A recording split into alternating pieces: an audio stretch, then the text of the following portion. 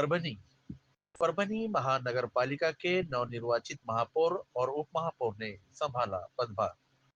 परभनी शहर महानगरपालिका के नवनिर्वाचित महापौर सैयद इकबाल और उप महापौर गणेश देशमुख ने सोमवार 16 फरवरी को अपने पद का आधिकारिक कार्यभार संभाला। महानगरपालिका के मुख्य कार्यालय में आयोजित सादे लेकिन उत्साहपूर्ण कार्यक्रम में पदभार ग्रहण समारोह संपन्न हुआ। इस अवसर पर दोनों पदाधिकारियों ने शहर के सर्वांगीण विकास को प्राथमिकता देने का संकल्प व्यक्त किया। कार्यक्रम में शिवसेना उद्धव बालासाहेब ठाकरे गुट के विधायक डॉक्टर राहुल पाटिल, पूर्व विधायक सुरेश देशमुख, पूर्व सांसद तुकाराम ब्रेगे, सैयद समी उर्फ माजू लाला, भगवान वाघमारे, सैयद अब्दुल खादर, अतुल सरोदे, नदीम इनामदार, नंदू अवचार सहित कांग्रेस और शिवसेना उद्धव गुट के पदाधिकारी, नगर सेवक, कार्यकर्ता तथा महानगर पालिका के अधिकारी बड़ी संख्या में उपस्थित रहे। उपस्थित गणमान्य व्यक्तियों के हाथों महापौर उप महापौर का पुष्पगुच्छ देकर सम्मान किया गया। इस अवसर पर महापौर सैयद इकबाल ने कहा कि शहर की मूलभूत सुविधाओं के सुधार पर विशेष ध्यान दिया जाएगा। उन्होंने बताया कि पानी आपूर्ति, स्वच्छता व्यवस्था, सड़कों की मरम्मत, शहर का सौंदर्यीकरण तथा नागरिकों को गुणवत्तापूर्ण शहरी सुविधाएं उपलब्ध कराना उनका प्रमुख उद्देश्य रहेगा।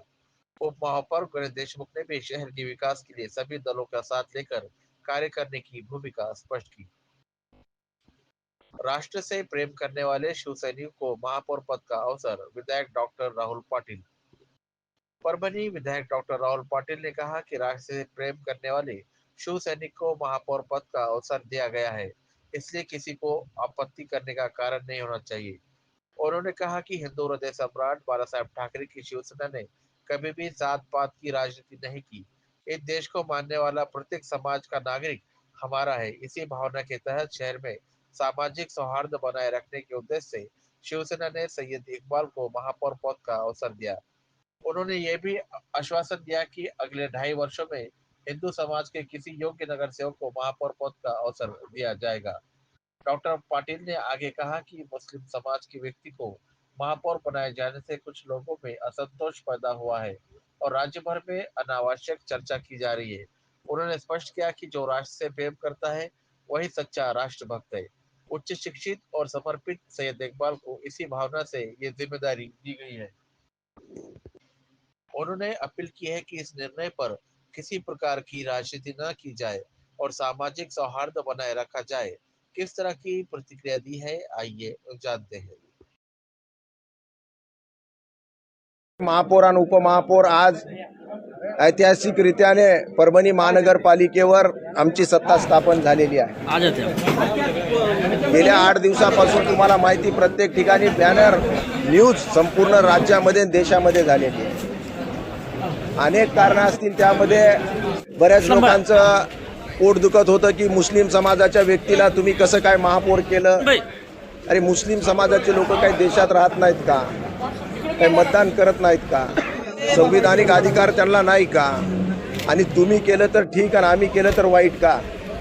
म्हणून आमच्या इथे एक उच्च शिक्षित चेहरा एम.कॉम झालेला आहे, एम.टेक झालेला आहे सॉरी, आणि कित्येक वर्षापासून शिवसेनेचे जुळलेले आहे। म्हणून सय्यद इक्बाल असेल किंवा आमचे गणेश देशमुख असतील, दोन्ही युवा चेहरा देण्याचं काम आम्ही या निमित्त या महानगरपालिकेत केलेलं आहे।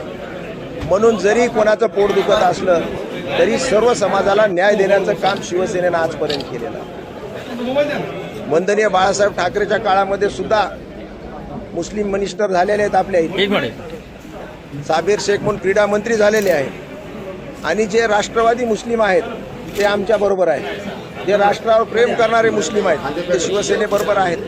म्हणून येणाऱ्या काळामध्ये सर्व समाजाला घेऊन जाण्याचं काम शिवसेनेच्या माध्यमातून उभाटा गटातून करण्यात येईल। करण सर समोर बघा।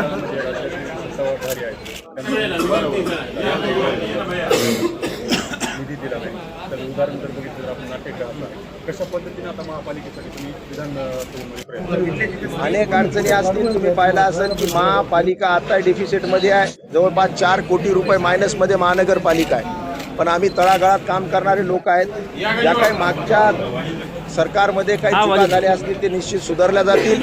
महानगरपालिकेचं इन्कम स्त्रोत आम्ही वाढवू, आणि जरी सरकार त्यांचं असलं तरी शेवटी जनता ही महाराष्ट्रात, आम्ही त्यांच्याकडे जाऊ, शेवटी आम्ही निवडून आल्यानंतर सांगितलं होतं की तुम्हाला विरोधी बाकावर बसण्याचा संदेश परभणीकरात जनतेने दिलेला आहे. तुम्ही निमूटपणे ऐका आणि विरोधी पक्षाचं व्यवस्थित कामकाज करा. पण ते सुद्धा न करत असताना शेवटच्या क्षणापर्यंत कुठं ना कुठं आमच्यामध्ये फाटाफूट पडतीये का, कुठं कोण हाताला लागतंय का, अशा प्रकारचं त्यांची काय रणनीती होती. पण ते साफ त्याच्यामध्ये फेल झालेले आहेत. आता त्या गोष्टीत मला इतिहासात जायचं नाही. समोर आम्हाला सर्वांना घेऊन, विरोधी पक्षाला घेऊन सुद्धा महानगरपालिका अतिशय स्वच्छ, सुंदर, सुरक्षित आणि एक ज्याला देशामध्ये टॉपची महानगरपालिका करण्याचा आम्ही 100% शहरातील कचऱ्याची समस्या आहे, स्ट्रीट लाईटची समस्या आहे. सगळ्यात अगोदर आम्ही कचऱ्यावर आमचं लक्ष आहे, त्याच्यावर आम्ही लक्ष घालणार आणि सगळे वार्ड आम्ही क्लीन, नीट अँड क्लीन करणार. ते बी आमची आता चालू झालेले कामं या महापालिकामध्ये येणे अगोदर आम्ही काम सुरू केलेले. सगळ्या ASI ला बोललो की जी आता येणारी शिवजयंती आहे त्यामध्ये आम्हाला सगळं city clean, neat and clean पाहिजे. कुठल्या विकास कामांना प्राधान्य देणार आहेत? सगळे जे मूलभूत जे महानगरपालिकेमधले जे आहे ना, लहान पासून ते वृद्ध लोकांना जे मूलभूत सुविधा महानगरपालिकेपासून आहे ते सगळ्याला देण्याचा प्रयत्न करेल. आज महापौरच्या पहिल्या पदावर बसणार, कोणते फाईलवर सही करणार पाहिजे? जे सही फाईल येते त्याच्यावर करणार. आता ते आपल्याला राज्यामध्ये मुस्लिम साम्राज्य साचलेलं आहे. काय नेमकं आता महापौर म्हणून विराजमान झाले तुम्ही, प्रामुख्याने आम्ही जे कॉन्ट्रॅक्टर त्यांना बोललेलं, त्यांच्या महापालिकावर त्यांचे जे पैसे पेंडिंग आहे ते आम्ही त्याला व्यवस्थित बोलून त्यांना कॉन्फिडन्स मध्ये घेऊन आम्ही काम स्टार्ट करणार आहोत. शिवसेनेनं मुस्लिम महापौर बसवायला म्हणून राज्यभर विरोध होत आहे. आता सोडून द्या ना, नाही ते विरोधाला आम्हाला काय उत्तर द्यायचं नाही. आमच्या कामातून आम्ही त्यांना उत्तर देऊ. शहरामध्ये अनेक स्लम एरिया आहेत ज्यामध्ये रस्ते, नाली याची भयंकर परिस्थिती बिकट आहे. आम्हाला सगळ्यात जे काम रखडलेले, मी अगोदरच म्हटलं, जे काम रखडलेले ते काम आम्ही करणार. परभणीच्या धुळीसाठी काय म्हणले? परभणीतील धूळ ते मुख्य आहे ना ते मुद्दा. परभणी महापालिकेच्या कर्मचाऱ्यांचा पगार वारंवार थकतो आणि त्यामुळे नेहमी त्यांचे संपावर जातात. यावर काय ठोस कोणी एक म्हटलं तर सांगता येते, कोणी एक विचार मी उत्तर देतो. परभणी महापालिकेच्या कर्मचाऱ्यांवर पगारी पोटी दरवेळी आंदोलन आतापर्यंत जे झालं ते झालं. आमचं सर्वात मोठं लक्ष जे कर्मचारीचे पेमेंट आम्हाला कसं करता येईल त्याच्यावर अगोदर आणणार. कारण कर्मचारी खुश असल्यावर सगळे काम होणार. चला ओके.